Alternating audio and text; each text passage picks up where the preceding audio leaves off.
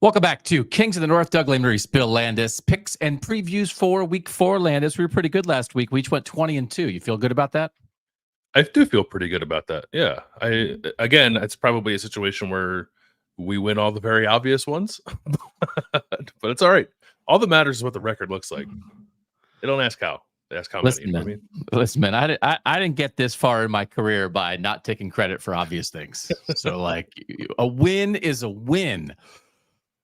This week, though, we're picking 21 games. We have 20 games on our northern slate plus our G5 pick. Our main 20 games, Bill, 10 of them, the line is within a touchdown.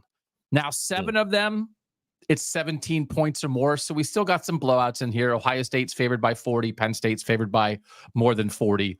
But I mean, obviously, people know how this works. We're getting down to it. So we have a big game breakdown of Utah and Oklahoma State that is, frankly, a gigantic game for September. And then we have some really fun, interesting northern games: Boston College, Michigan State, Illinois, Nebraska, Iowa, Minnesota, Rutgers going to a border school at Virginia Tech, like a bunch of stuff like that. That's cool. But I don't know if our record's going to be as good this week, man. Yeah, I'm thinking probably not. But that means it's a good week. So I'm okay. I'm okay sacrificing my record as a picker if it means we're going to get to watch some good ball on Friday and Saturday. Look at you. You're so selfless. So we're 20-2. Mike, what are we overall for the year now? Bill Landis versus Doug Lesmerises. 72-11 for me, 69-14 for Landis. So I had the 3-game edge. And the games we lost last week, we hit everything we agreed on. We hit on all the obvious stuff. And then we had the 4 games that we disagreed on and we split. So, that makes everybody happy. And except for the people who don't care, which is everybody. Which is like, oh, man, I can't wait to see what Doug and Bill did on their picks last week. I sure hope they got that Big Ten MAC game correct. All right, let's dive right in on this because we have 6 games that we're going to give a little extra attention to before we get to the Utah Oklahoma State game. And we're going to start with the red bandana game. Michigan State at Boston College. This is the game for September 11th hero Wells Crowther, who, like, if you haven't, everyone's seen it by now, right? The story that ESPN did about the guy, the man in the red bandana in the towers. I think so. Unbelievable. Yeah. It's a cool thing. Yeah, it's a cool thing that BC does. And this is a really interesting game too. I think. Yeah. With Boston College coming off that loss to Missouri, where at times I thought Boston College looked pretty good. Obviously didn't do enough to win that game. And then Michigan State sitting here at 3-0, and I don't think anybody expected them to be, frankly. I know that the opening schedule for Michigan State has not been all that daunting, but like I thought Maryland was going to beat Michigan State. So the Spartans, I think, have had a somewhat surprising start to the season at 3-0. And now I think we're going to get a chance to learn a lot. Maybe more about Michigan State, but I think learn something about both of these teams. This is a series that has happened a few times in the past. Boston College is 4-1-1 all time against Michigan State. Put this on the books 7 years ago. It'll be a home and home. Boston College goes to East Lansing next year. So that's cool. It's a very odd non-conference matchup that I don't think it's kind of going to be weird. I think to see those two helmets on the field together, but I think it's a cool one, especially for us, because I think it's going to be pretty telling about two teams we care a lot about. Prime time, Saturday at 8. Boston College is a touchdown favorite. They're really similar. Like, their efficiency metrics are pretty similar. Their big plays are pretty similar. I always like to look at how much you're scoring versus how much you're punting. That's pretty similar. There's just Michigan State's turned it over a little bit more. So Michigan State, again, I did pick Michigan State to beat Maryland because I thought Michigan State beat themselves. They still won, but they kept FAU in the game in week 1 by making mistakes. So I do think if Michigan State can avoid the mistakes, and they're getting better, there's a lot of Aiden Childs at Michigan State and Jalen Daniels at Kansas have played a little bit similarly this year, except Aiden Childs is a young quarterback who has never started before and is finding his way and is making some early mistakes that I think is ascending. And Jalen Daniels has been around and is making mistakes that are kind of inexplicable. So I think Michigan State is going to continue to get better, but there's playmakers in this game. Landis, don't you think? Like both sides, I think you go 4 or 5 deep with guys with the ball in their hands who kind of scare you. Yeah, I think so. And it's actually, I guess, an interesting conversation. Which team might scare you more when you kind of take stock of those offensive playmakers? Yeah, but like Michigan State with Aiden Childs is a guy who can do it with his arm and his legs.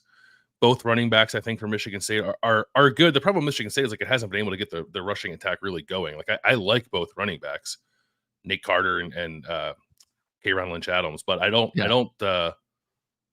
like the offensive line at Michigan State all that much. Okay. I think maybe that is perhaps the difference in this game, because I think you'd say the same things about Boston College's skill, but I do like Boston College's offensive line a little bit more, despite the fact that it didn't run the ball really all that well against Missouri.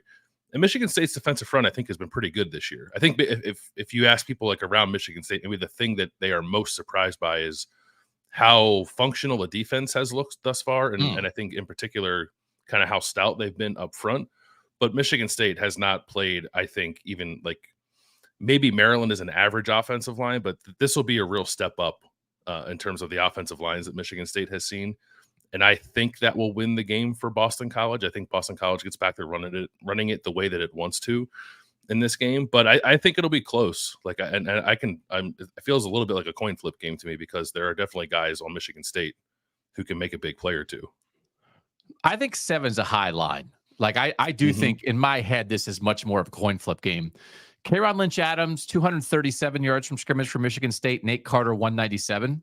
So 2 backs who make a difference. Boston College, Trayshawn Ward, 258 yards from scrimmage. Kai Robichaux, 131. Turbo Richard, 105. So again, like multiple backs for both teams. I really like, again, I was at Boston College in the spring. I really like their skill. Some of the guys that I like I have not done much so far. Lewis Bond's their best receiver. That's not a surprise, but like Reed Harris is their second leading receiver right now. Like Jerron Bradley had a touchdown last week, but otherwise like hasn't done much. And yeah, he's the one that I've been kind of waiting to pop a little bit, mostly because of what you said when you went out there and the way they were talking about him, but it hasn't hit just yet. No. But Nick Marsh is hitting, the Michigan State true freshman receiver, 240 yards from scrimmage so far. I can't wait to watch this game. Prime time on Saturday night. I cannot wait, because I think they're very similar. Like quarterbacks I want to watch, good amounts of skill, good upside, better than I think people thought they would be, more dangerous than you believed. Not perfect, but I think somebody's going to play great. Is that analysis? I think somebody will play great. I'm just not sure which one. But I don't think this is people making mistakes and tripping over themselves. I think somebody, just like Boston College came out against Florida State, it's like, wow, they look really good. Right? Michigan State made some mistakes against Maryland and found a way to win at the end. I think somebody puts it together and really looks good in this one. Is that mostly quarterback for you, or could it be in other ways? Like, are you expecting one of these quarterbacks to really pop in this game? I think I'm expecting one of the quarterbacks to really pop. It's 2, I think, really good coaches who are both in their first seasons at the programs. There's so much similar about these teams. And I think there should be excitement for the fan bases either way. But I'm going to take Michigan State. I took Michigan State on the road at Maryland and was right about that. I'm going to take Michigan State in a close one here as well. I'm going to take the Spartans 27-23. I'll take Boston College 28-24. I think if this game was in East Lansing, I'd pick Michigan State. Okay. I'm good with this. I think this is right. 7 is odd to me. 7 is odd. This feels more like a 3-point game. Okay. Yeah. So we're split on our first pick. That's good. I like when we're split. Second game, Kansas at West Virginia. This is a nooner. West Virginia's favored by 2.5. Too desperate. Again, another similar teams. Super similar. Desperate. We already talked about it to some degree. Jordan Leslie, the West Virginia defensive coordinator, message this week is do your job. They're really frustrated with the secondary at West Virginia. And I think that is the story of the season for the Mountaineers. But I'm not sure that Kansas is the team to make them pay. Jalen Daniels is 1 of 11 on throws of 20 yards or more this season. Their receivers for Kansas this year have 44 targets, 22 receptions for 187 yards in 3 games. I don't think their quarterbacks scare you very much. I think the West Virginia offensive line is pretty good, and it's the thing that I think West Virginia has liked the most so far. Mm-hmm. And I think West Virginia's given up 20 pass plays of 20 yards or more this year. That's tied for the most in the power conferences. They're getting beat down the field all the time. Kansas has 6 pass plays of 20 yards or more this year. That's 98th in the country.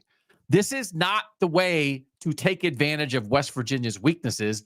Plus, they're going home. West Virginia is. They're wounded.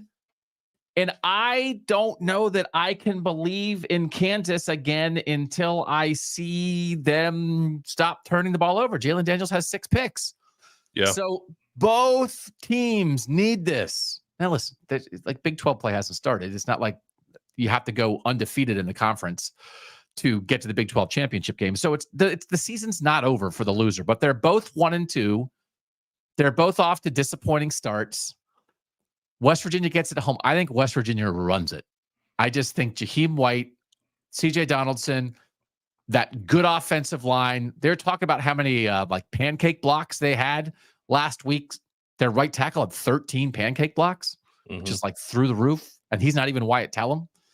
Wyatt Teller is the Browns guy. Wyatt's a good name for an offensive lineman, isn't it? Yeah, it's a really good name. I thought about naming my kid Wyatt just because of that. Did you? Yeah. Might change it when he gets older. Yeah.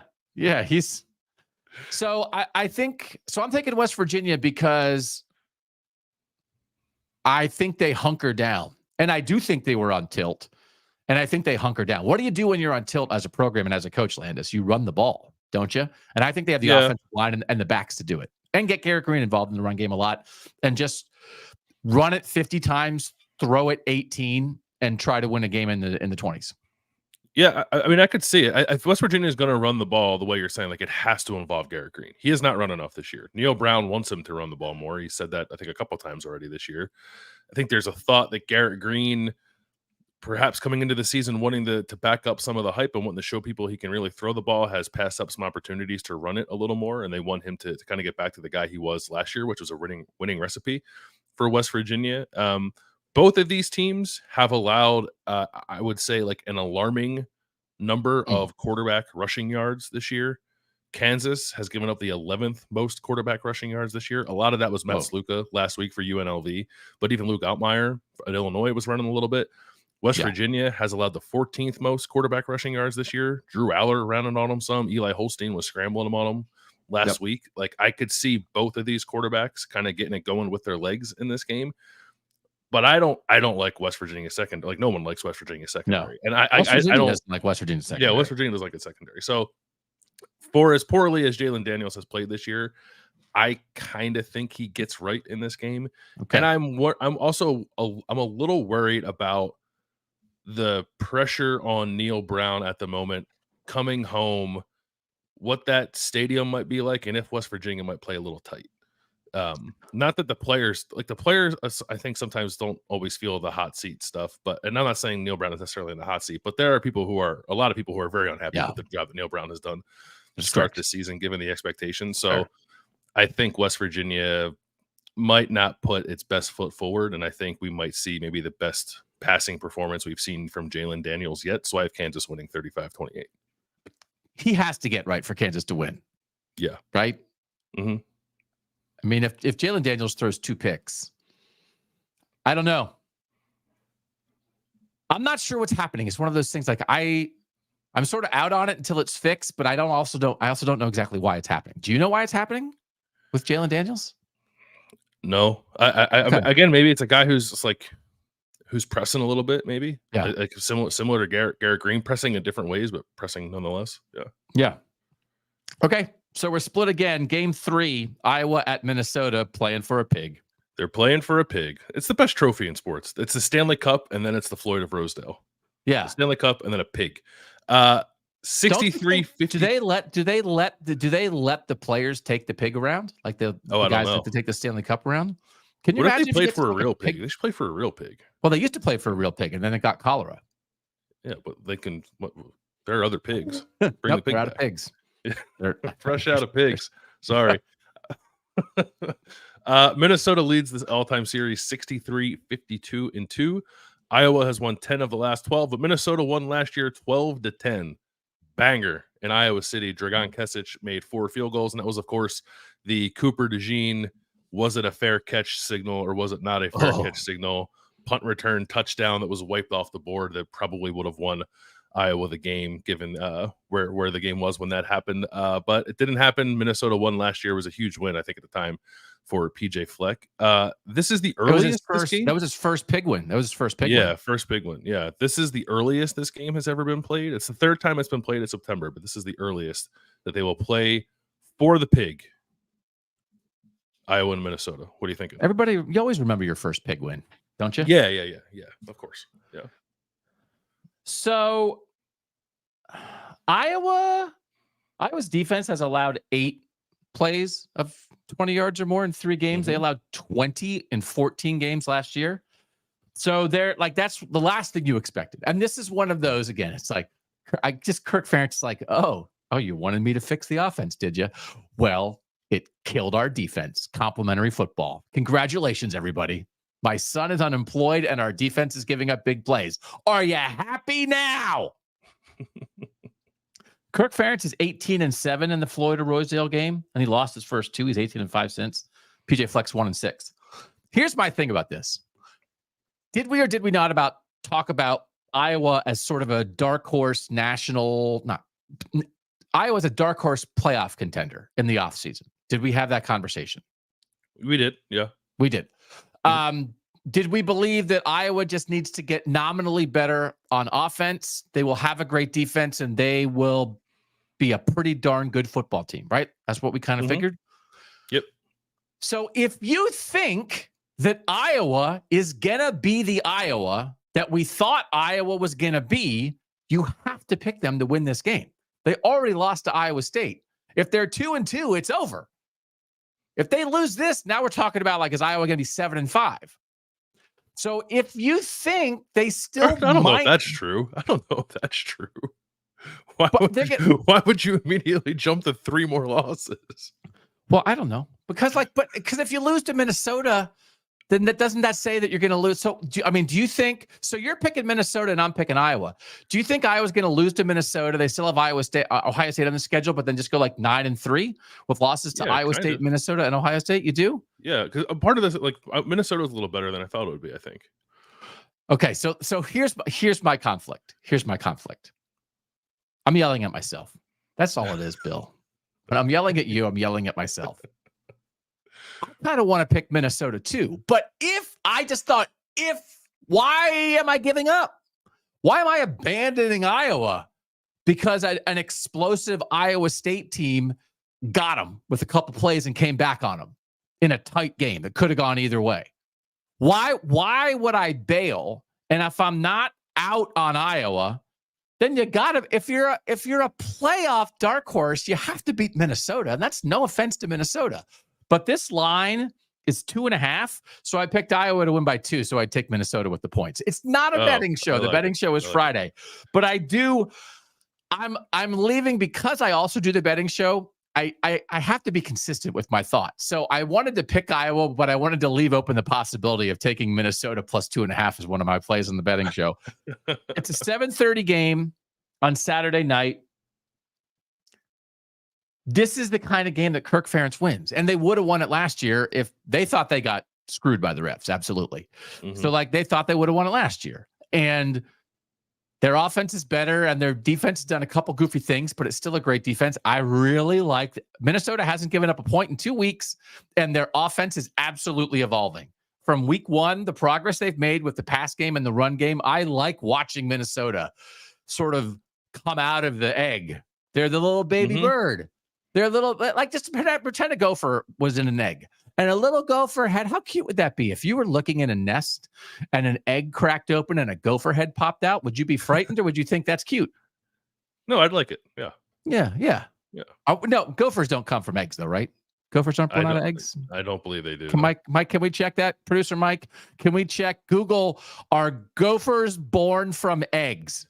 So I'm taking Iowa 23-21 because I thought Iowa would be good in June. Is that I mean, you got to stick with your priors. I think that's that you got to go down with it if you're going to be wrong. Iowa's offense is like the numbers are better, right? I think markedly improved, but it's like all Caleb Johnson. Well, that's fine. Is it not? That's Is fine. it not? We are not splicing. We're not splicing. Just no, take but it's not. improvement. But isn't it? But wasn't that conversation based off of Iowa showing an improved ability to throw the ball? And I'm not saying I'm not saying it's been awful. I think it's been a little better. I think it has been better. Cade was efficient. Cade McNamara was efficient the second half last week against Troy. Yeah, and he was awful in the first half in their first game too, and then figured out how to do things once Caleb Johnson came back into the game. I just can you just take a good half? Can you take a good half from the Iowa passing game and be fine with it? In some games, but maybe not in this game. I don't know. I don't know. I'm not going to tell you that Minnesota is going to come out here and shut down Caleb Johnson because he's really good. But I think maybe they could keep him in check and perhaps keep Caleb Johnson from running for his requisite 3 40-yard touchdowns a game that have helped Iowa's offense look improve this year. Minnesota has posted back-to-back shutouts. Granted, it's against Rhode Island and Nevada, but it's also only allowed 76 rushing yards in those last 2 games, and they have not allowed a run of 20 yards or more this year. All Iowa's offense has Caleb Johnson running for more than 20 yards a pop, and Minnesota has not given up one of those yet this year. So, like, something will give there, I suppose. I think Minnesota's defense can do enough to make sure Caleb Johnson doesn't beat them by himself. I don't trust Cade McNamara to win the game. Okay. And I think Darius Taylor is perhaps the best player in this game now that he's healthy. And I'm curious about Max Brosmer. But I think it's really, again, a really close game. If it were in Iowa City, I would pick Iowa, but it's not. So I'll pick Minnesota 20-17. Aren't you excited to watch this game? Yeah, there are too many good night games on Saturday. I don't know what we're going to do. Yeah. I need like 4 more TVs. It's going to be good. All right, next one is Illinois at Nebraska. I want to see the picks. Are we split on this one too, or do we finally agree on one? We agree. I think they let Dylan Raiola loose this week. Oh, that would make me nervous. Oh, you don't want to let him loose? You want to let him loose against a team that like all they do is get interceptions? That makes me a little nervous. Yeah, I don't know. Bill is changing his pick now. Bill's like, I do not want to be with Doug on this. Dylan Raiola only has 2 big-time throws, the PFF measurement, so far in 3 games. It's 48th among power conference quarterbacks. He's just like, it's not that he can't do it. It's just like they're being really smart about it. Do want to give a shout-out to Nebraska, 400th consecutive sellout. This game will be the 400th consecutive sellout back to 1962. Nebraska's dominated in the second quarter. I think that's super interesting. I think this is 2 well-coached teams. Mm-hmm. The big thing, Nebraska was -17. We talked about it coming into the year. Nebraska was -17 in turnover margin last year, like the worst in the country. They're +3 so far this year, so they're not turning it over. That's giving them a chance. Dylan Raiola is the first true freshman since Marcus Mariota in 2012 to complete at least 70% of his passes in his first 3 games of his career. They're just like taking care of business. Nebraska's going to be without their starting right guard, Micah Mazuka, for the second straight game, but they have a good fill-in. I think it's a close game, and I continue to be impressed by Illinois, but I think it's a little low scoring. I think it's tight. I don't like that Caden Fagan for Illinois ran for 6.8 yards per carry in the first game of the year and 2.5 in each of the 2 games since. I'm a little concerned about the Illinois run game against the Nebraska defense.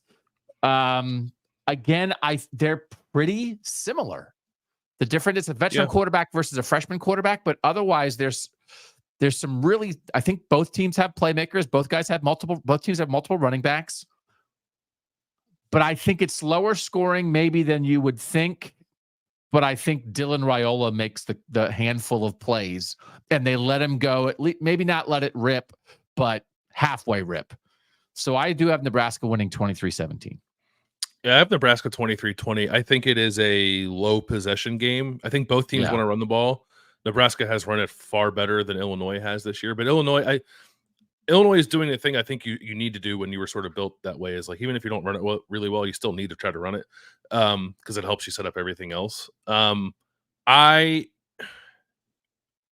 Nebraska can defend Illinois similarly to how it defended Colorado, which was really handle the running game without diverting much in the way of resources towards it, which is just to say, like, they let their defensive line really control the game and then just made it exceedingly difficult for Colorado to do anything passing the ball down the field, then I don't think Illinois has any shot to win this game. But Illinois' offensive line is considerably better than Colorado's. This will be by far the best offensive line Nebraska has seen. So, while Nebraska's defensive front has looked awesome, I'm still left wondering how much of that is real. And this will be, I think, a pretty good test of that. Like those tackles, defensive tackles for Nebraska are legit. Ty Robinson. I always want to call Nash Hutmacher Nut Hashmacher. Like it always gets flipped in my brain. Yeah. But they're both really good. They were incredibly hard to handle for Colorado. I think Illinois will do a better job of blocking Nebraska and finding some balance to move it a little bit. But I still like Nebraska at home. I think Dylan Raiola might make a play or two, but I also won't be surprised if he turns it over a couple times just because of how kind of like opportunistic and aggressive this Illinois secondary has been.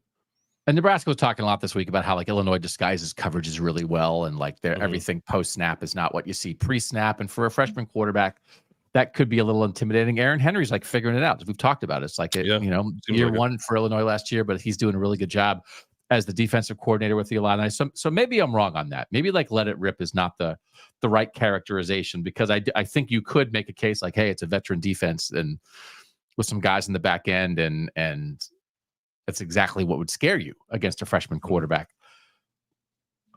This is the first weekday game because this is Friday night at 8:00. Nebraska's favored by 8. Again, that feels a little heavy to me. I think I would we're both taking Illinois with the points here if it was a betting show. Again, I think this is closer to like a 3 or 4 or 5 point game than an 8-point game. Mm-hmm. First weekday non-Black Friday game. So Black Friday is not really like a weekday because a lot of people have off work since 2001. So it's going to be a Friday night in Lincoln. It's going to be a little weird, a little different. They're doing these Friday night games now, but I think Lincoln will be up for it. I think that has a chance. That has a chance to be it's 400 straight sellout. Hey, you know what? It might happen. Good crowd at Nebraska. That's more analysis for you right there. It's going to be. I mean, it's always a good crowd there, but it's also a crowd that has at times had games like this coming to town and then quickly like kind of taken out of the game. I don't think that'll happen with this one. These are two, I think, pretty evenly matched teams, and it will provide an environment for the crowd to be a part of it the whole time, which frankly I think will help Nebraska ultimately win the game. Yeah. Illinois has not played a ranked versus ranked game since 2008. Did you know that? Oh, for real? Yeah. Oh, wow. Oh, it's exciting. Watch this Friday night. Yeah. Go to your high school football game, record this, and then come back and pick it up. Say when it says, do you want to join live? Say, no, I want to start from the beginning. And then just fast forward through the stuff. Mike says Gophers are not born from eggs. Look at that. That's live producing. I appreciate him taking the time to look that up, even though it's a very obvious answer. Yeah. Was that difficult to find, Mike, to find that information? No, it wasn't. But here's some other good information about it. So if I could find it real quick, I lost it. Gophers reach sexual maturity about 1 year of age. How many babies a female gopher has each year depends on how much water the area where she lives gets. In non-irrigated areas, females will have 1 litter per year. In irrigated areas, females may have up to 3 litters per year, according to the University of California. Each litter typically has 5 to 6 young in they are called gophers. The baby gophers are called pups. The mother stays with her pups only for a few weeks. After that, she sends them out of the burrow. And as soon as the young are out on their own, they build their own burrows, and they have a lifespan of up to 3 years. They only live for 3 years? That's why they have to get going when they're 1. Yeah. Wow. Yeah. They don't got time to waste. Now I feel bad that gophers only live for 3 years. There's a lot of information in there that could get me in a lot of trouble. Yep. So I am not going to talk about gophers living in irrigated areas because it might be the last show I ever do. Facts about gophers. So that's just where you're going to get that. Also, Gophers, delicious. That meat is delicious. USC at Michigan. USC is a 5.5-point favorite, Landis. They've played 10 times. This will be the third time that they will meet in a non-Rose Bowl game. So a lot of history between these two programs, but almost all of it has taken place in Pasadena, California. There have been 2 on-campus games played in the history of this. I hesitate to call it a rivalry, but it is a matchup of some note. I think with the it's a thing. It's a thing. I think we'll become something in this new Big Ten, right? I think. Yeah, I agree. Michigan obviously has Ohio State and the Michigan State, but maybe USC could become third on Michigan's radar in the new Big Ten. We'll see. Yeah. Alex Orji starting for Michigan in this game. Yeah. Sherrone Moore making the quarterback switch after Davis Warren threw 3 picks last week against Arkansas State. USC didn't play last week. Am I right? Did not play last week. They beat LSU and Utah State. But have an opportunity with extra time to prepare coming into this game. It's a long trip, obviously, for the Trojans. They've not. I was looking this up. I didn't write it down. I think it's USC has not won a game like in the Eastern or Central time zones in like 20 years or something like that. It's been a while since they've come this far east and actually won a football game. But I think a lot of folks are thinking that USC might pull this one out this week, and it seems like you and I do too. But I think that's at least something to think about for the football. Yeah, I think so. Travel's at least something. Yeah, this first year, you've made that point. I think you're right. So we're similar. I'm 27-16 USC. Mm-hmm. I'm 24-13. Yeah, 24-13 USC. I don't know. Well, there is one lingering question hanging over this game. It's like, will Colston Loveland play? He got hurt last week against Arkansas State, and Sherrone Moore, I think, was like a little cryptic about his status. Like, didn't say it was anything they're super concerned about long term, but also left his availability sort of up in the air. I think he called it week to week. Obviously, like, he is Michigan's best offensive player, I think, by a significant margin. So without him, I'm not entirely sure what Michigan does. It's hardly a functioning passing offense to begin with, and if you pull him out of it, I just don't know what Michigan does. And now you're also entering the world where Alex Orji is now your starting quarterback. I would imagine a lot of heavy personnel packages and a lot of quarterback run game. And maybe Michigan just tries to shorten this game big time and keep the ball away from USC. But USC's run defense, I think, has been fine, but also hasn't been tested. I think there's an opportunity for Michigan to like throw something at USC that it is not expecting with Alex Orji now taking over at quarterback. And perhaps it could take too long for USC to adjust to that. And I think Michigan can win this game. I'm not picking them to win because I just don't trust their ability to throw the ball at all with Alex Orji, and I think you're going to have to. And there was also enough with what Texas did to Michigan's offense a couple of weeks ago, especially the non-Will Johnson areas of the secondary, that I think Michigan might have trouble covering USC. Okay. And like the extra week to prepare, I think helps USC in that regard as well. But I think the quarterback run game could be enough of a wrinkle to give Michigan a shot. Yeah. I think on the football, USC probably wins handily, but travel and Michigan starting a new quarterback. I'll leave it open. I think otherwise it's a JV version of what Texas did to Michigan with what USC can do. So USC 5.5-point favorite. That's a 3:30 game, and we are both picking the Trojans. All right. Last one in this section is Rutgers at Virginia Tech. This is a 3:30 game. This is about a field goal game. Virginia Tech is favored. We're both picking Rutgers because where do we live? We live in the North. That's right. This feels like a game that Greg Schiano goes and wins. And Virginia Tech lost to Vanderbilt and looked scattered against Vanderbilt in week 1. And if you can't handle Vanderbilt's defense, I don't know what you're going to do against Rutgers defense. And so I think there's a chance for Rutgers to just drive Virginia Tech crazy. Red zone touchdown percentages for these two teams. Rutgers is 11 of 12 scoring touchdowns in the red zone against inferior competition this year. Virginia Tech's only 6 of 11 in the red zone. I just don't like. I don't like what I've seen from Virginia Tech, and I just think Schiano is ravenous for this one. And Rutgers handled them last year in Piscataway easily, 35-16. So I guess people still think that Virginia Tech's like in the mix in the ACC, but I think Rutgers is gonna like sit on them, like not blow them out, but just squash them.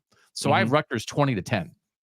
I have Rutgers 24-21. Rutgers has never won in Lane Stadium. It's an old Big East matchup. Rutgers is 0-6 all time at Virginia Tech. So Greg Schiano is looking to exercise some demons here, I think. And I think he will. Virginia Tech has given up a lot on the ground, which on paper obviously is not a great spot to be in when you're going up against Kyle Monungai. I think it's important to note that a lot of what Virginia Tech has given up on the ground has been quarterback rushing. Again, Diego Pavia ran all over them. Marshall and Old Dominion both had quarterbacks run all over them. Like 18 Kaliakmanis is not that guy, but he can run a little bit. So I think you might see him run perhaps a little more than you're used to seeing in this game. But I even if you know that Kyle Monungai is the offense, few teams have had success shutting that down, even when that is a very obvious fact. So I still think Rutgers kind of does what it wants to do offensively and runs it well enough to win on the road. And we'll see about the defense. I think you're right that if you can't handle Vanderbilt, how can you expect to handle Rutgers defense? But Kyron Jones is a mobile, Jones is a mobile dual threat guy who can give you some problems. Like this will be something different than what Rutgers has seen so far this year. Like Rutgers is off to a very good start, but Rutgers also is now playing a team with a little bit of a pulse. So we'll see. The thing about this is like you know, I'm always alert for this now, especially because of you. The stats say that Drones is good when he's clean, bad when he's pressured. And he's been pressured on 34% of dropback so far. Again, and that's not against the Rutgers defense. So I think Rutgers is just going to get after him. And when you get after him, he's had trouble. Yeah, so, Virginia Tech has had some real offensive line problems this year, and Rutgers has a good defensive front. Yeah. Okay, so we'll agree on this. This would be a really good win for Rutgers, right? Like this is... I think so, yeah. Yeah, this would be... I mean, again, this is exactly... I love this game. This is exactly who Rutgers should be playing. This like Rutgers, Virginia Tech. This is we got regional, non-conference rivalries. Like when you say like, oh, this used to be an old Big East game. Like that's exactly why they should be playing this. So I'm so glad games like this exist, and I'm so glad that Rutgers is going to win. All right, we'll take a break. When we come back, we'll do our big game breakdown, and when we come back, I will reveal something to Landis about the big game breakdown. We'll do all that next on Kings of the North.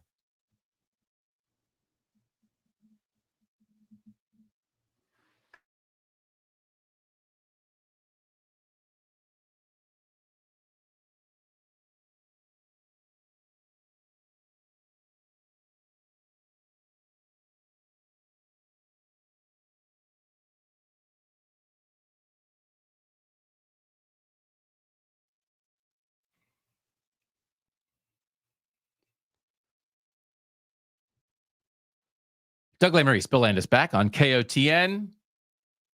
Give us a thumb, subscribe, tell a friend, but also just thank you for being here.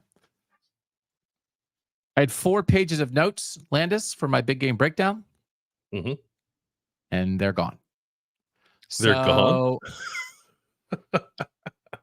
I thought with Google Docs that Google Docs, you couldn't delete your stuff on Google Docs. That was my impression. Isn't I mean, you right? can. If you click a few things, you can definitely delete them. Yeah.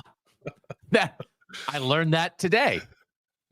When I went to cut and paste a graphic, I wanted to do the last thing into my 4 pages of notes, and I ended up pasting it over every one of those notes. And then I was like, I'll just revert. Google Docs has revert. I was like, I'll just revert.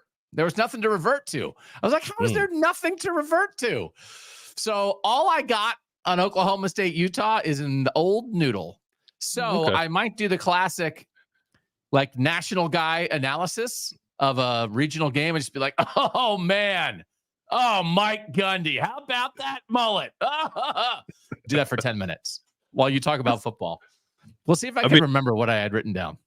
I think this game does come down to how about that mullet. So I think it's totally fine. All right, so when we do the big game breakdown, we break it up. We're going to start with the Utah offense versus the Oklahoma State defense, and that's you while I scramble to come up with info. Yeah, the major question here is the status of Utah quarterback Cam Rising, who it sounds like he's going to play. Dorian Singer, the Utah receiver, said that Cam Rising is going to play. I guess Kyle Whittingham does not give a designation one way or the other unless it's a long-term injury. So he has not definitively said that Cam Rising will play. But Pete Thamel of ESPN, I think, reported yesterday that Cam Rising has been practicing, and it's not a matter of whether or not he'll play. It's a matter of whether or not he'll have to wear a glove on his throwing hand that he cut a couple of weeks ago in a game against Baylor that did not play last week against Utah State. So, like, I'm operating under the assumption that we will see a Utah offense led by Cam Rising. And if Cam Rising has to wear a glove, like, whatever, I think it'll be fine if he has to wear a glove in this game. I don't think that's going to impact them too much. Oklahoma State is probably missing its best defensive player in Colin Oliver, defensive end, who's been like an incredibly productive pass rusher for them for 4 years.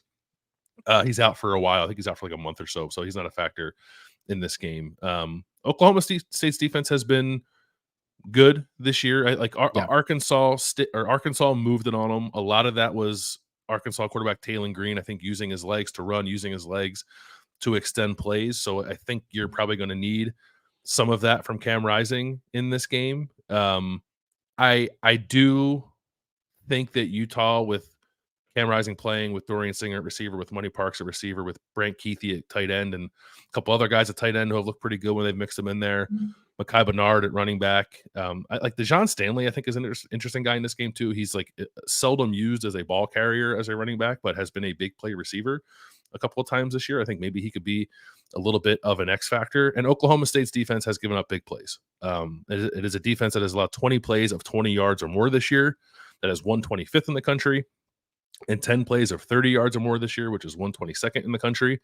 And Utah, when Cam Rising has played, has hit big plays. And a lot of those big plays have come to guys who are wide open because they played some overmatched opponents. So this will be a little bit different, but I think there'll be an opportunity for Utah to be explosive in this game offensively. Do you think Utah can win if it's Isaac Wilson for some reason at quarterback? No, I don't think not. I would say no, not on the road. No. Okay. I think they still would have a chance because I thought they'd have a chance. I wouldn't pick them. I wouldn't pick them. I think they'd have a chance, but I wouldn't pick them. I thought he kind of handled his business pretty well last week, and he can make the throws. And I mean, again, the guy's playing in the state championship game in Utah as a high schooler last year, so it's a lot to ask. But I do think Andy Ludwig and that run game and their history of throwing to the tight ends and stuff, I think they could devise a game plan. And I think with Dorian Singer and some stuff on the outside, like they're dangerous enough that I don't think because I was almost reluctant potentially to do this as the big game breakdown, because if the whole breakdown's like, well, if Cam Rising plays, they win. If he doesn't play, they lose. And we just say that for 20 minutes. But I don't think it's that. Even if you're saying you're not sure they can win with Isaac Wilson, I don't think that's it. I don't think that's the end of the discussion. Rising, yes. Wilson, no. I don't know that it necessarily is either. I do think Oklahoma State would probably play this much differently defensively if Isaac Wilson were the quarterback, which is like, I just think they would blitz the crap out of him and see if he can handle it. Like, clearly Cam Rising is a guy who's in his 7th year. I don't think you can surprise him very much anymore, but you could throw the kitchen sink at Isaac Wilson and say, here you go, kid, try to handle this while you're playing on the road. And I think that could be a problem. Okay. I want to tell a little bit of an emotional story here. Okay. I'll cut it short a little bit, but I just want to say this. One of the great things about college football is when you get the chance to see a 24-year-old quarterback in year 7 really come into his own. You know what I mean? Mm-hmm. You just think about how many degrees that guy has. So Cam Rising and Alan Bowman are both in year 7. Cam Rising, the Utah quarterback, and Alan Bowman, the Oklahoma State quarterback. The difference is that Cam Rising has always been good, and Alan Bowman hasn't. And he's just stayed until he maybe got good. I would like to make this point. Cam Rising is 25. Alan Bowman is 24. Trevor Lawrence is also 24, and he has played 52 games in 4 seasons in the NFL. What do you think if Trevor Lawrence was Oklahoma State's quarterback, Bill? Trevor Lawrence is like in the NFL being like, I stink, we stink, this is terrible. You know who he'd probably be good against, though? The Big 12. Yeah, I think so. We got to get off this. Like, this is the last, we've talked, this is the last vestiges of COVID. I mean, other than like people who had a worldwide plague actually affect their lives in a way. But like, other than that, like, this is it. We have to get off the 25 and 24-year-old college quarterback train. Like, I don't think it's cool. No, nor do I. Like, Cam Rising has been hurt, so like I understand that. If you're just like a mediocre quarterback who gets to hang around for 7 years, no thanks. Yeah, watch somebody else play. So the thing about this is like Mike Gundy. Mike Gundy. We're talking about Mike Gundy. Mike Gundy basically affirmed it this week. He was talking about like, well, last year Allen would bail out of clean pockets. And it's like, oh, he can't bail out of a clean pocket. And he stopped doing that now. Mm-hmm. In year 7, in his mid, you know what? What do you want to do by the time you're in your mid-20s? Oh, I want to be a millionaire. I want to start a family, or I want to be done with law school. It's like, I want to stop bailing out of clean pockets by the time I get to my mid-20s. That's where we are with the analysis of this game. He's played well. He has. And Kevin Wilson, the Tulsa head coach, they was talking last week of like, he couldn't stop talking about Alan Bowman and all the great plays he made. He's trying to get him to Tulsa for an 8th year next year. That's why. And he's also trying to explain why a 7th-year mediocre quarterback like dissected Tulsa 24 of 31 for 396 yards and 5 touchdowns. I guess you can't come in after that and be like, man, that guy is not that good. I have no idea how that happened. You have to be like, I think Alan Bowman's a Heisman candidate. Mm-hmm. So he's chucking it around, and they do have, Kevin Wilson talked about this, Oklahoma State has 2 6'2" receivers on the outside who are a problem, and then they have a little slot guy. So, like, they do have guys to throw the ball to, and it does feel like that's what's happening so far. Because the past game, Alan Bowman's better, and they have a couple big physical receivers. Because the run game, they have a guy who is a legit Heisman Trophy candidate who's run for 90 yards combined the last 2 weeks and has averaged 2.6 yards per carry in Ollie Gordon. And people, they can't run the ball. They're just taking it away. Oklahoma State has the single most veteran offensive line in the country. They have 3 6-year guys at left guard, right guard, and right tackle. Their center is an All-American candidate, and their left tackle is a transfer from Arizona State. And they have depth. This is a very good super veteran offensive line with the Heisman candidate at running back, and they can't run it. It's weird. Their offensive line, I was looking it up earlier today, has played like 13,000 snaps or something like that. Like, it's insane how much these guys have played. Not all at Oklahoma State, but a lot of it at Oklahoma State. They are like Jake Springfield, who is their starting left tackle, did not play against Tulsa.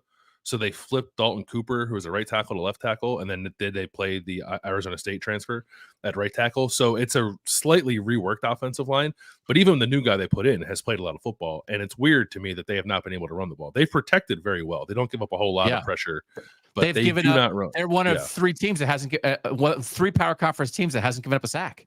Yeah, and they don't. I think maybe they're number 1 in the country in terms of pressure rate against, just like not giving up a whole lot. And Utah gets after teams. Utah is number 1 in the country in pressure rate defensively. Yeah. So that'll be an interesting matchup there. I was looking at some stuff for the Oklahoma State run game, just like trying to figure out what the heck is going on. And I really do think it's all offensive line. They're not running into more loaded boxes than they were last year. I was looking up some stuff on Sports Info Solutions. Sorry. Is that free? Sports Info Solutions? Free. It's expensive. But who you're paying for it? You paying for it? Yeah. Share a password. You want to share a password real quick with everybody? With everybody? Sure. Yeah. Maybe. Ollie Gordon has been hit or contacted, I think probably the better way to put it, at the offense or at the line of scrimmage on 54.1% of his runs. Wow.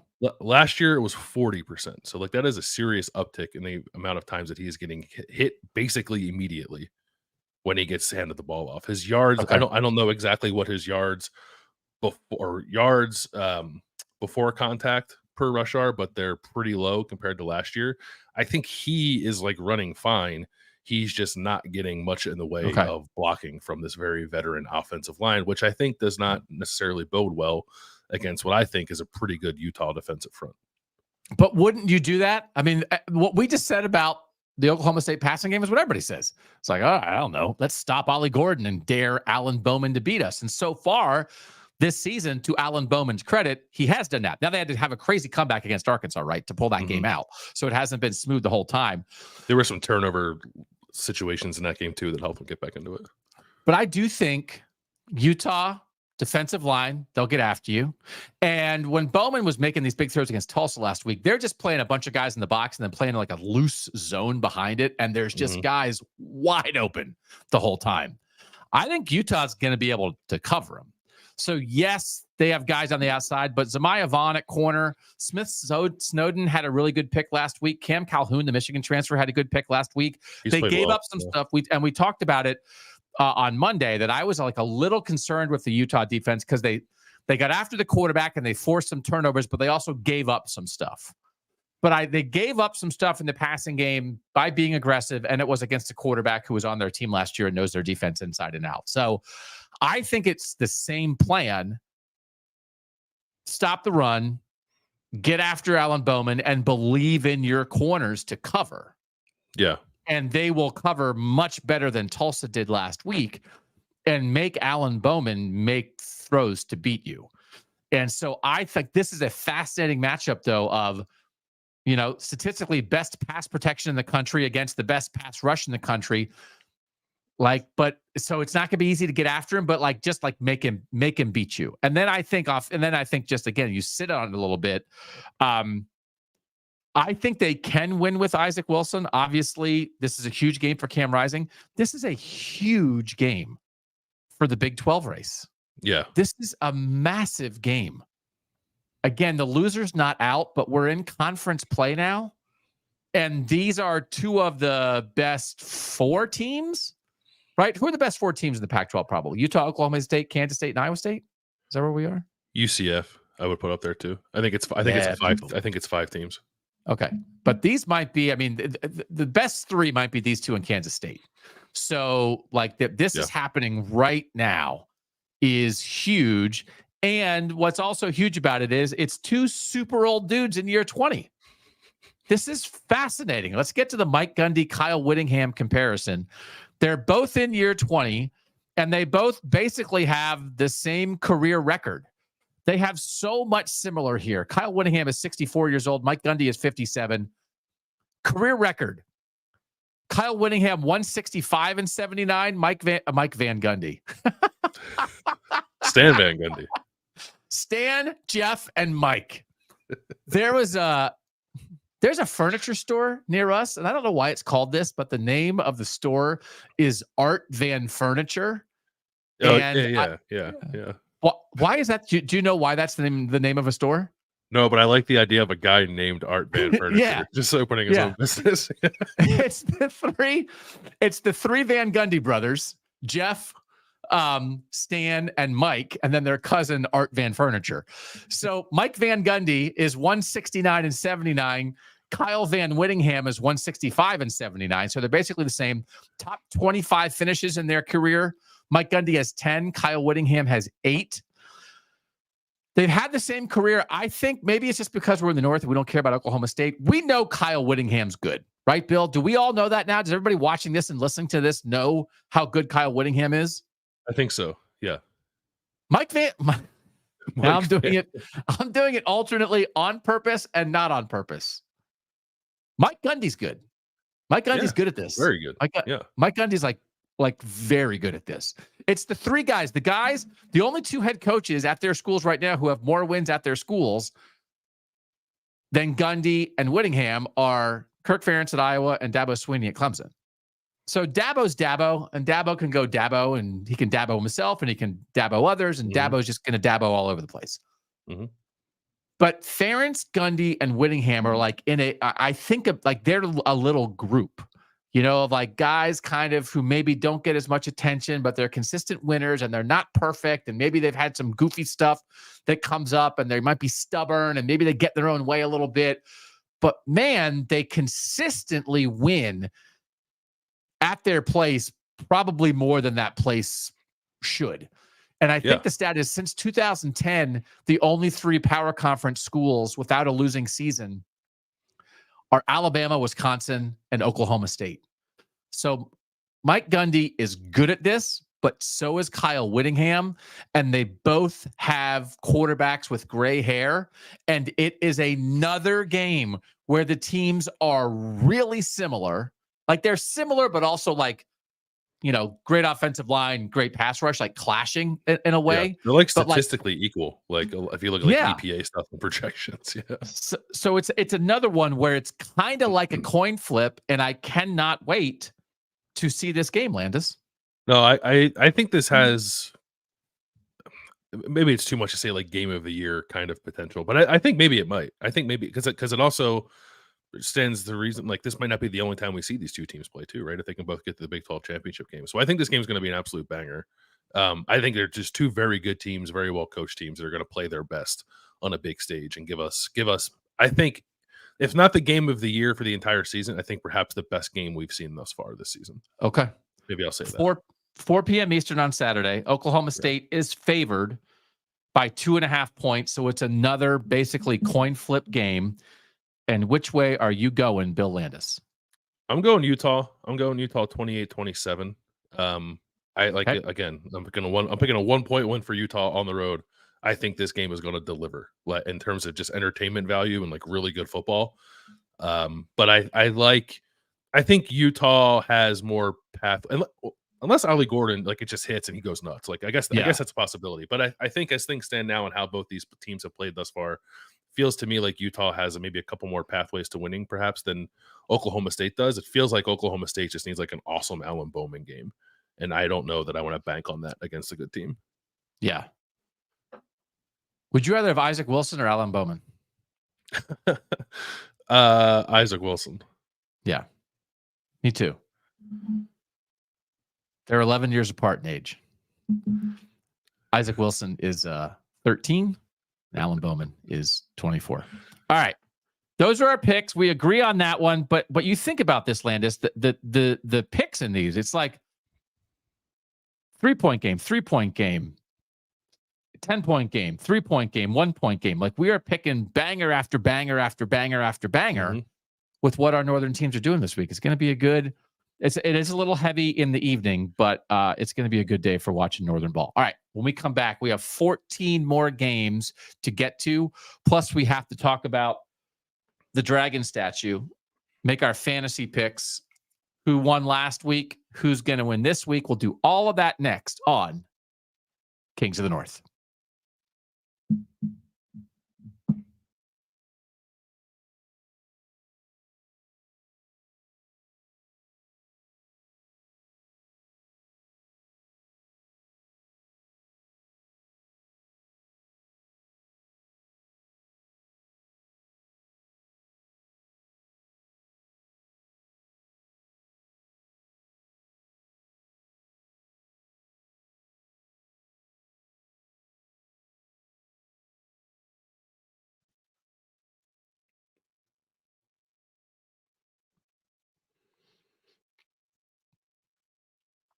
Doug Lesmerises, Bill Landis, back on Kings of the North. Join us for our Saturday night post-game show at 11 p.m., where we will have a bunch of good stuff to talk about, man. Yeah, it's going to be a little frantic, I think, because I don't know. We could have a couple of really good games like ending or close to ending when we go live. So we'll see how that goes. And we're going to have one. We're gonna have one talk. We're gonna talk about in a second. That's like that will just be beginning.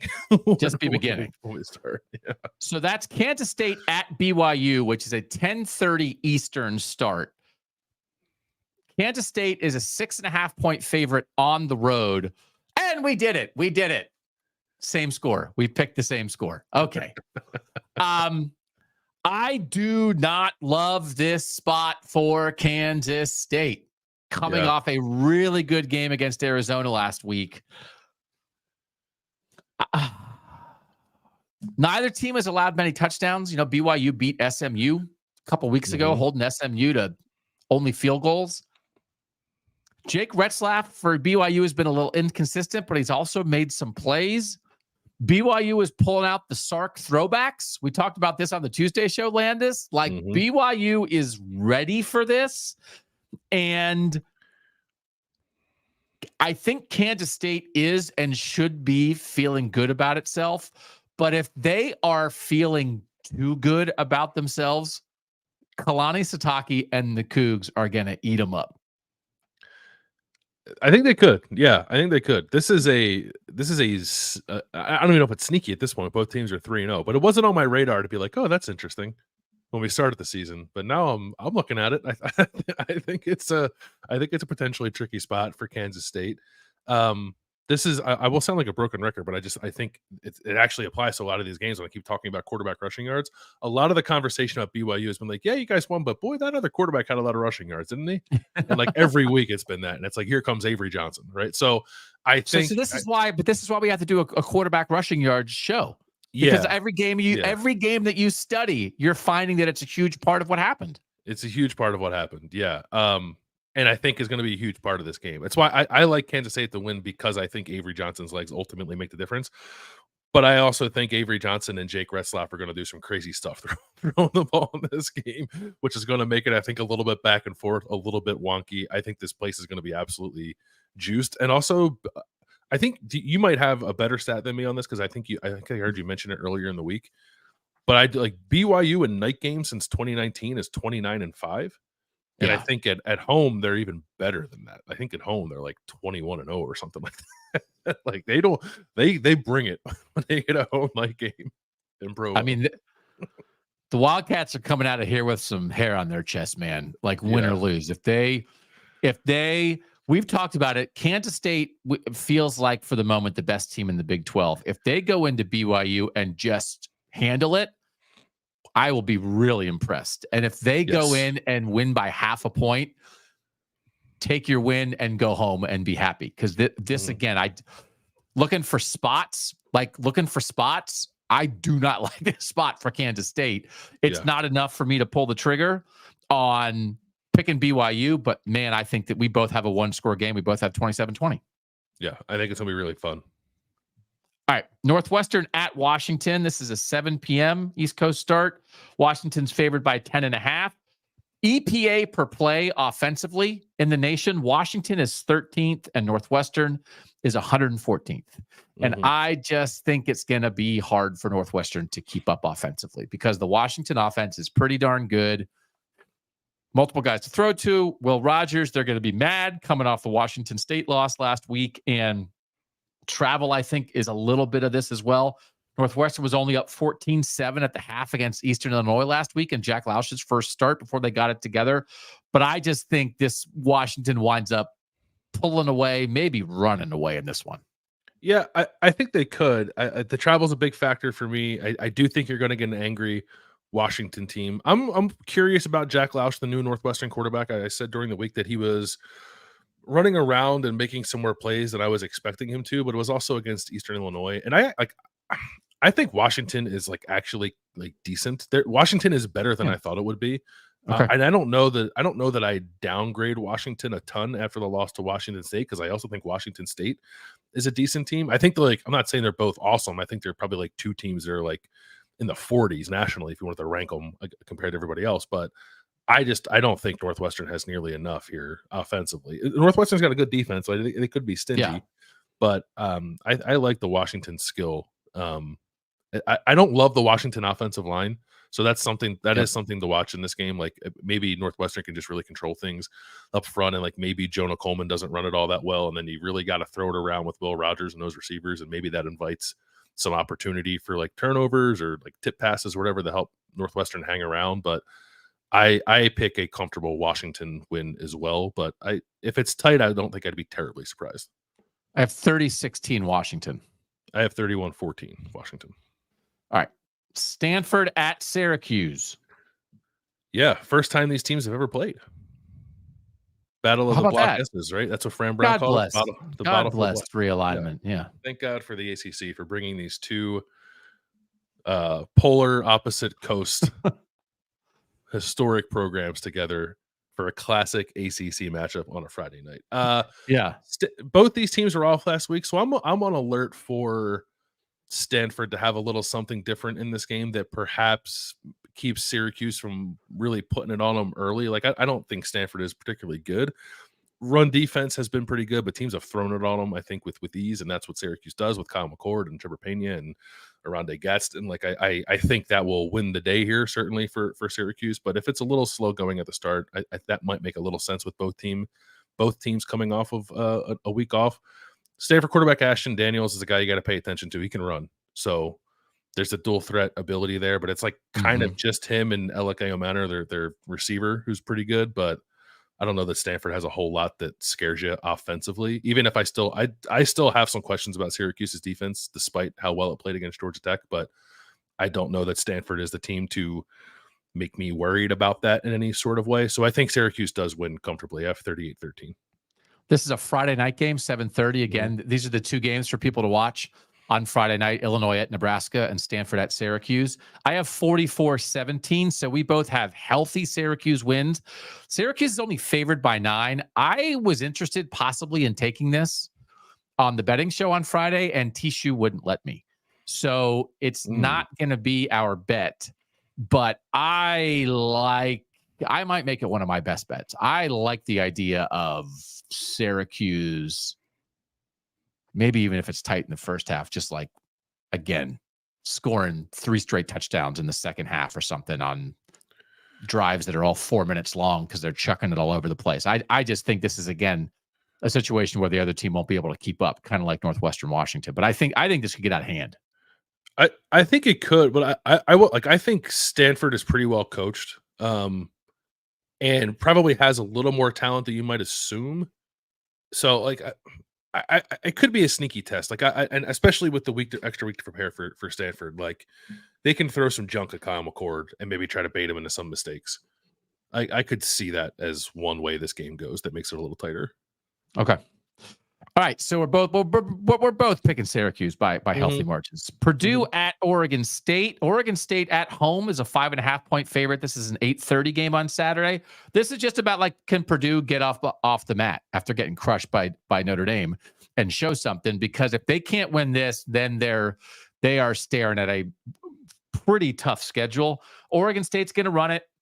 They average 243 rushing yards per game. That's 17th in the nation. Purdue averages 143 rushing yards per game, so 100 fewer yards per game. That's 88th in the nation. But Oregon State wants to run it more. So they both average like 5 yards a carry. So I think Purdue, I'm going to take Purdue because I'm sticking to what I thought in the preseason, which is I think Purdue is better than people think. And I don't think a horrible performance against Notre Dame is exactly who Purdue is. And I think getting out of town, I think they're getting to Oregon like a day early for this. Like, I actually think go look at some pine trees. I think like clear your mind and then take on a team where the talent is a more level as compared to Notre Dame and take your shot and show who you are. So I don't think it'll be easy, but if Purdue has a pulse, they've got to go win this. So I have 28-24 Purdue. I have Oregon State 27-20 because even if Purdue might be better than what it showed against Notre Dame, I don't think you accidentally give up 400 rushing yards. I think that is more or less who you are. And I can't pick Purdue to win a game on the road on the West Coast against a team that wants to run it as much as Oregon State does after I just saw Notre Dame ground Purdue into a fine paste for 3 hours. Okay. I mean, I think you'll see a much better showing from Purdue's offense, right? I think Hudson Card will put the ball in the end zone a couple times, but I don't think Purdue will be able to stop the run here either. All right, Baylor at Colorado.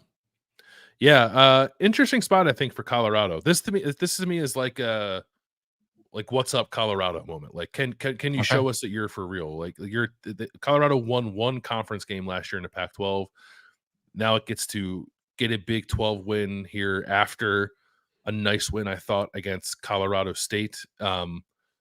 And like Baylor's 2-1. Like Baylor, I think is fine. This to me is a game that Colorado should win at home, and I think it would say a little something about Colorado if it's sort of just able to handle its business here. Baylor has the #1 passing defense in the country, but that comes with a giant asterisk because Tarleton State was its first opponent. I'll give you $100 if you can tell me where that is. It played Utah in its second game, and Utah just stopped throwing the ball after Cam Rising got hurt. And then it played Air Force last week, and Air Force threw the ball 8 times. So if you see #1 passing defense going up against Colorado, make sure you have the proper context there, because it's not the #1 passing defense in the country. I think I'm interested in seeing how Colorado's offensive line attempts to like stack a good game on top of what I thought was a pretty good game last week. But I also think that Shedeur Sanders and these receivers will just probably go out and do their thing and win the game for Colorado. All right. I have Colorado 31-27. 35-27 Colorado. Look at us. Look at us. Miami of Ohio at Notre Dame. By the way, that's only a 2-point game, that Colorado game. Colorado is only a 2-point favorite. That's an 8 p.m. start. Miami of Ohio at Notre Dame. This is a 3:30 game.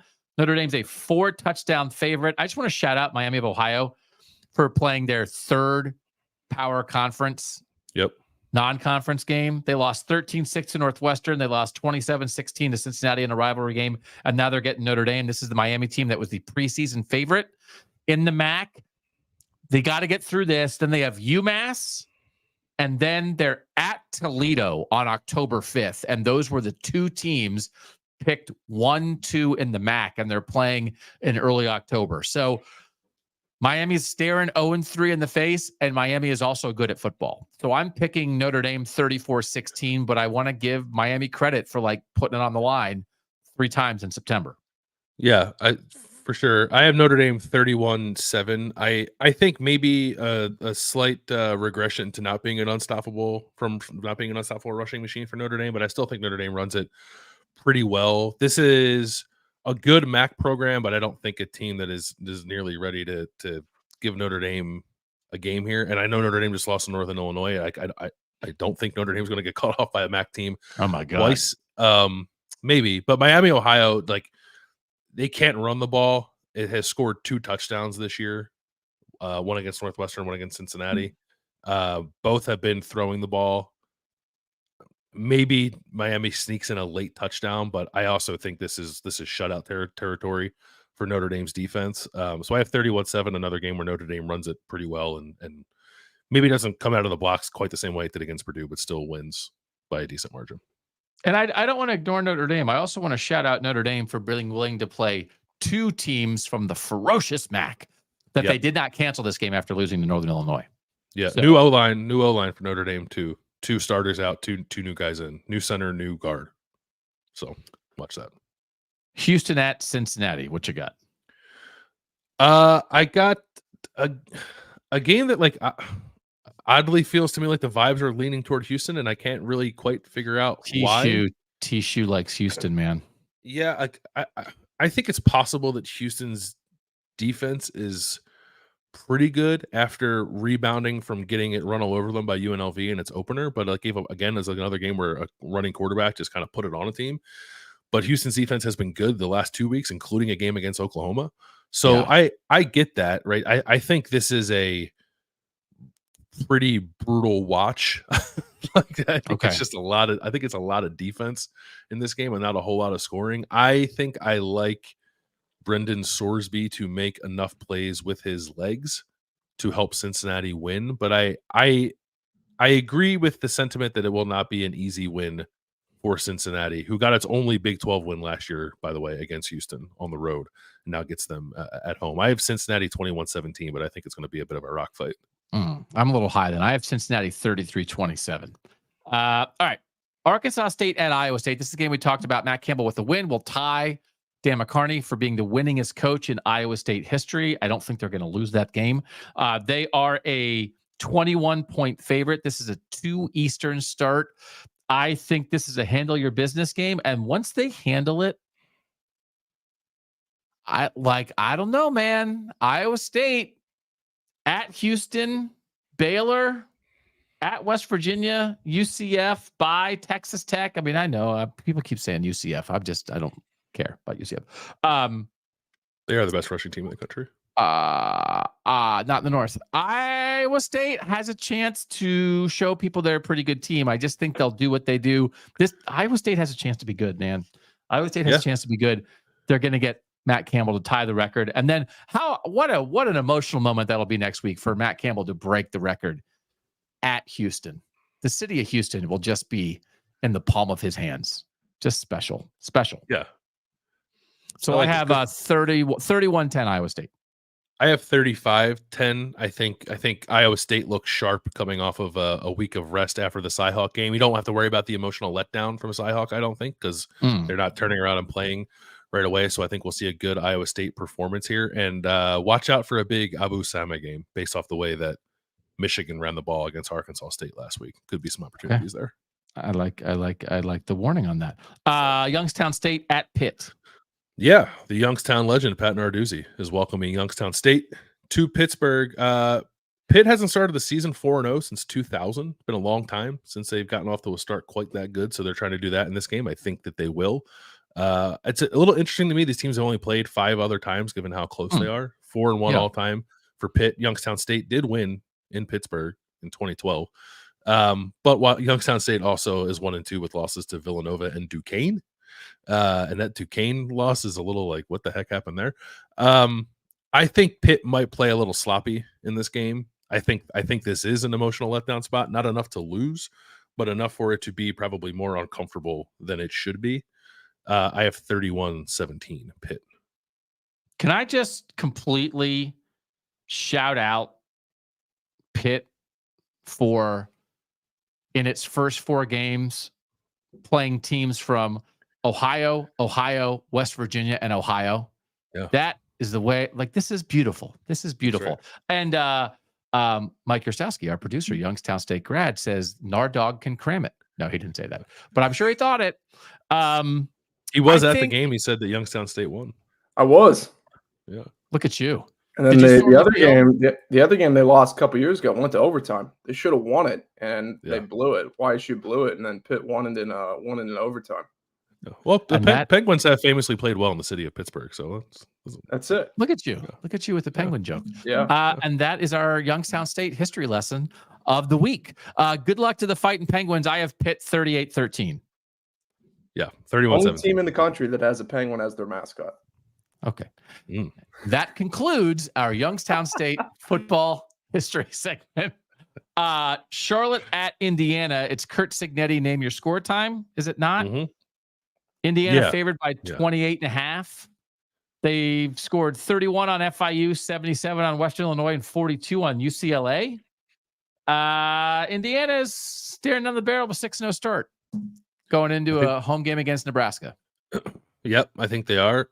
Kurt Signetti, when Indiana wins this game, will become the first Indiana coach to start his first year 4-0. Never happened. They've been playing football in Indiana for I think 130 years. Coach has never started 4-0 in his first season.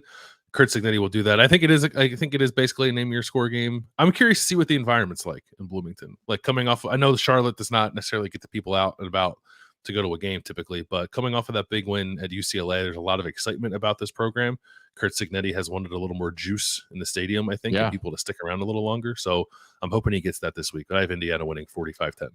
Can you give Kurt a little juice? Is that too much to ask? Come on, man. Yeah. Get fired up. I have 42. Do you think they should let people start smoking cigarettes in Memorial Stadium? I think.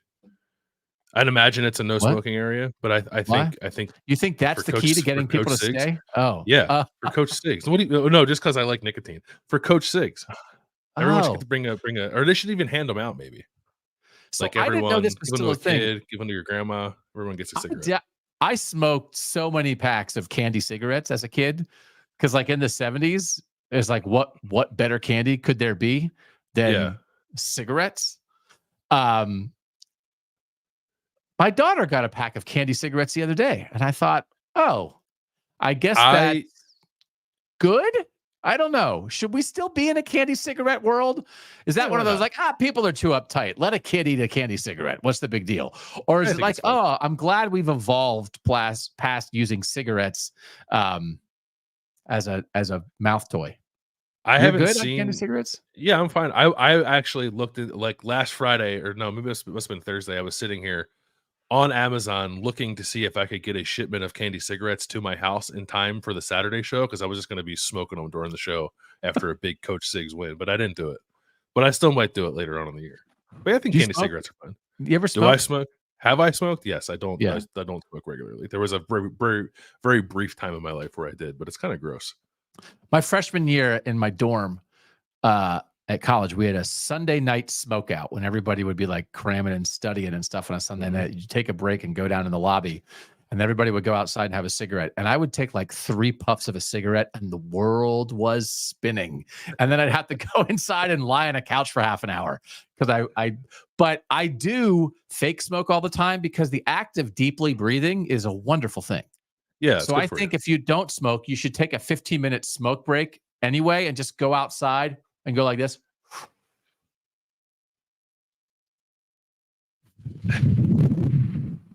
How good is that? Why do you need to get smoke in your lungs? Just get air. It's just the act. That's all it is. I mean, I guess nicotine is addictive, but it's also just the act of taking deep breaths, like that double breath. Yeah.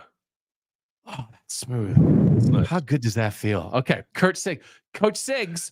So Coach maybe instead of like at Iowa, they all stand up and wave to the kids in the hospital. Maybe in Indiana, everybody could just stand up and do a fake smoke break. Smoke them if you got them after the first touchdown. Like Nebraska releases the balloons after they score. Yeah. Nebraska scores a touchdown at Memorial Stadium. Everyone lights one up. Just smoke whatever you have on you. Smoke a straw. Just smoke a French fry, right? You don't have to smoke nicotine. Just take a deep breath for Coach Sigs. That's what he wants. Rick in the chat called us cowards for picking Indiana to score under 70. He has Indiana winning 84-7. Name that score, Coach Sigs. Coach Sigs, how many did you guess score this week? 84. Yeah, that's how that's going to go. Villanova at Maryland. Landis, what you got for that? Yeah, 2 teams from outside the city of Philadelphia. Villanova is 3-0 and number 5 in the FCS coaches poll. It's a good FCS team. I think they are a team that will actually bother Maryland a little bit. So I have Maryland, which has won 14 consecutive non-conference games. It's the second longest streak in the country behind Georgia. I have Maryland winning 31-14, but I think Villanova will be annoying.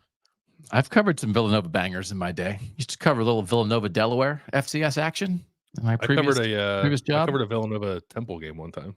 Villanova beat Temple. Yeah. How about that? Take that, Philadelphia. That's right. If you guys go to Landis's blog, and he'll talk to you about like what he means by Villanova outside the city of Philadelphia. We have 2 more before we get to our G5 game, which is just like playoff contenders being favored by 40. So Kent State at Penn State. Penn State is favored by 49 in this game. It's a 3:30 start. The deal with this is the thing that happened with Penn State this week, though, is that they announced that KJ Winston, their really good safety, who had 12 tackles against West Virginia, a forced fumble in week 1, and was the Big Ten Defensive Player of the Week, has what James Franklin called on Wednesday a long-term injury. So we talked about this on the Tuesday show because James Franklin on Monday had said, like, hey, I'll let you guys know on Wednesday. We'll have a better handle on what it is with KJ Winston, and he's going to be out for a while. So Penn State always has good secondary guys. They always have good safety. So Jalen Reed and Zakee Wheatley will hold it down, but they're going to have to find somebody else. He's talked a lot about DeJuan Lane. They call him Day as a true freshman who's going to get some run at this other safety spot now instead of KJ Winston. But KJ Winston is one of the best defenders in the North, and he's out for a while. He's out for multiple weeks, and that's a really tough one for Penn State. Yeah, it's a tough one as well. Not that Penn State is going to test it, obviously, but it'll be something I think for Penn State to work around. Like Jalen Reed is very good too, and Zakee Wheatley I think has played pretty well for them. We'll see. Someone will test it. It's not going to happen this week, but it's a big loss. It's a big loss. He's on a defense that is very good. KJ Winston is one of their better defenders. Yeah.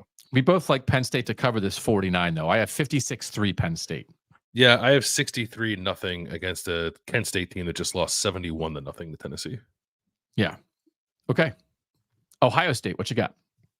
Ohio State has only played Marshall twice. Again, another weird thing. Ohio State and Marshall are like 90 minutes apart. They've only ever played twice. I think most famously 2004, Mike Nugent 55-yard field goal at the buzzer to make sure Ohio State doesn't get upset. They also played in 2010. I think the big thing here for Ohio State is getting Donovan Jackson back. It's starting left guard who missed the first 2 games.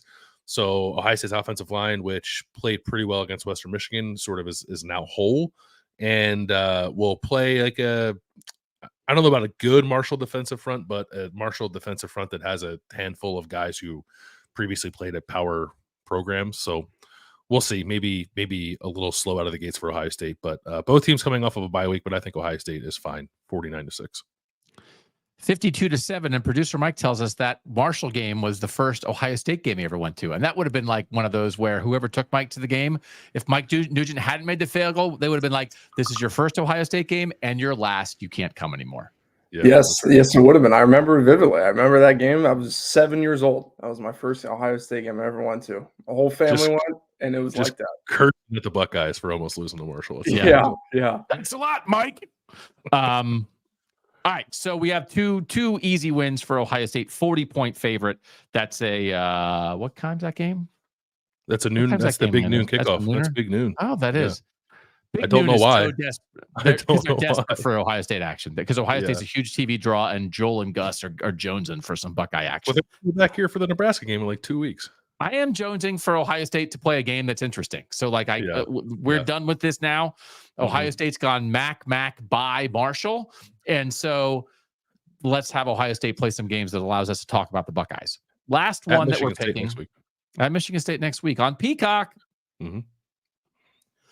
Army facing Rice. This is the G5 game that I picked this week. Army is favored by 6.5. It's a noon start. Army is in the American Athletic Conference this year. This is a conference game. It is not their debut because they beat FAU already.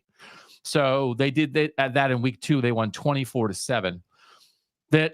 This is just one of the stuff shifting around or whatever. Navy's been in the American since 2015. Army joined it this year, and now the American is talking to Air Force.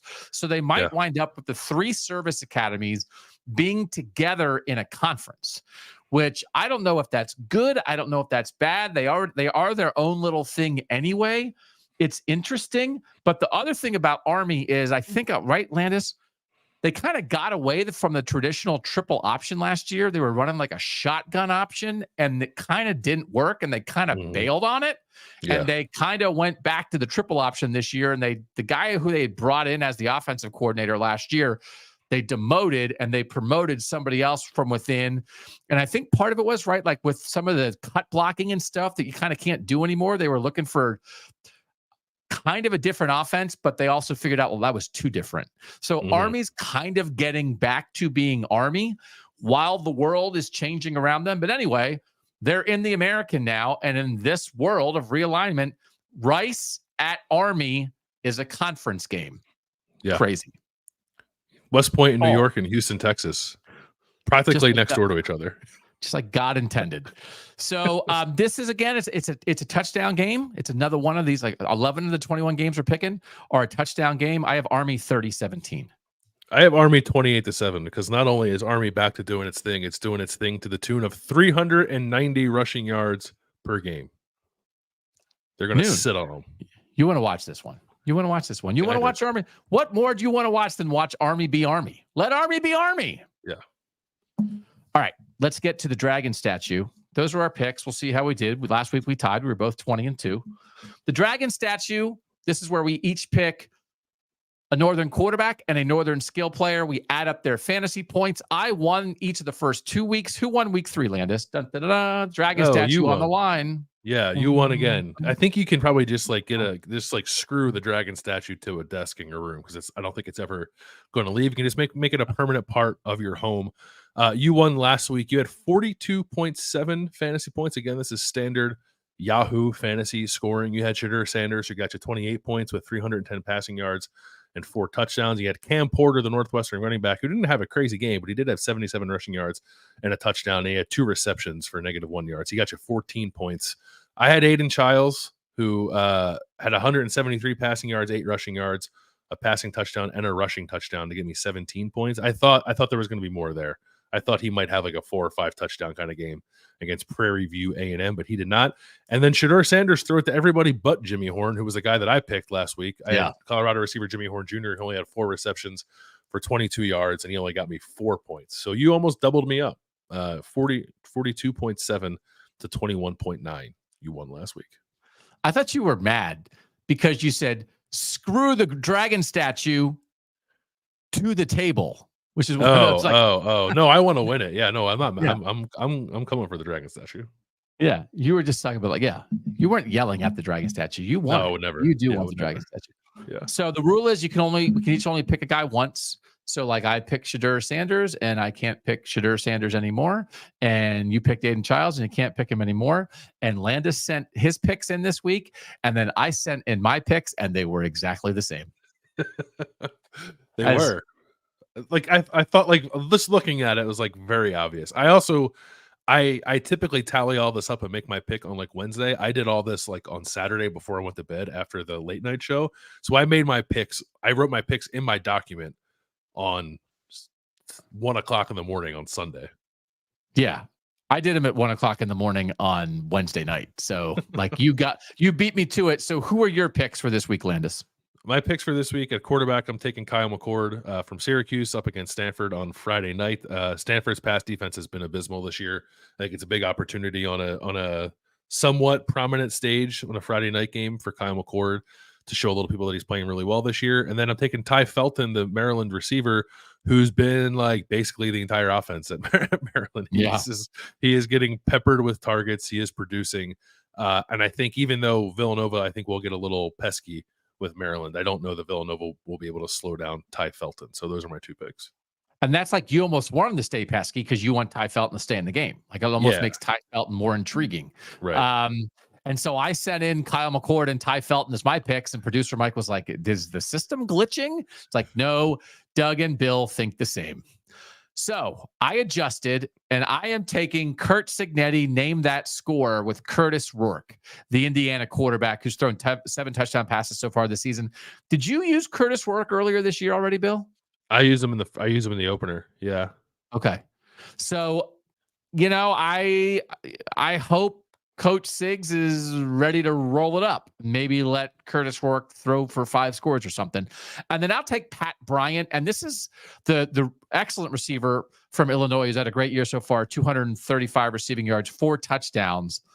I do think I'm envisioning Nebraska being in the lead, Illinois being in the game, but needing to throw the ball to stay competitive, and Pat Bryant, putting up 120 yards and a score because Illinois is, trying to keep up with Dylan Raiola. So I don't know that it's like a hugely high scoring game, but we're getting into this realm with the fantasy picks, Landis, where it's like, I think there's some games that are like too tight and low scoring, and I don't want to go there. And then there's a couple huge blowouts. Like, I don't know. Do I want to take Drew Aller? Do I want to take a Mecca Ibuka when it's like, I thought about taking Drew Aller. Yeah. I thought it's like Ohio State and Penn State guys. Will it be out after the first half? I don't know. So Curtis Rourke and Pat Bryant for me. Good luck, man. The dragon statue at least wants to come visit your house. Yeah, I think it would fit in nicely over here, I think. Yeah. I don't have a sword, but there's room for a dragon statue. Oh yeah. Oh no, we'll have to do something else to try for you to win a sword. Yeah. That's more than fantasy picks to win a sword. I have to go beat Mississippi State apparently. Then you'll give me the sword. We're going to name the swords. We are going to name the swords. What is the Mississippi State's nickname? The Peacocks? What are their names? Do you know? Bulldogs. The Bulldogs? Okay. Yeah. Dog Slayer could be the name of the first sword for Toledo. Or, who's Mississippi? No, Jackson. Because Dog Slayer also fits in with dog mentality too. Oh, yeah. Yeah. Oh, yeah. No, Dog Slayer. This might be Dog Slayer. Okay. Engraved right on there. Yeah. And I grant you Dog Slayer. Look at that. Does that feel right? But we're just kidding around though. We're not going to actually slay any dogs. Just bulldogs. Just Southern bulldogs. Yeah, that's all. Yeah. Although if I did see Uga coming down the street, I might. No, I wouldn't. It's not watch his back. I know. It's not his fault. He's from the South. He doesn't understand geography or latitudes. All right. That is it for this version of Kings of the North. We will see you on Friday morning, 5 a.m. Tyler Shoemaker and I were 3-0 on our $500 real money bets. Can we go 4-0? It is not going well so far in the discussion of trying to figure out what we are going to do. We do not agree on anything. I do not like the slate this week. I have no idea what's going to happen. Join us at 5 a.m. Friday, and then we have a great weekend of games to wrap up live Saturday at 11 p.m. right here on YouTube, and then we'll put it on the podcast feed when we're done. Thanks, as always, to our producer, Mike Urostowski, who, as a 7-year-old, nearly caused the greatest upset in Ohio State football history, for making us look good and sound good. It's always a lot of work to get all this stuff done for the Thursday show. We always appreciate that. For now, thanks to you guys for joining us. Like, subscribe, tell a friend about Kings of the North. He's Bill Landis. I'm Doug Lesmerises. And that was Kings of the North.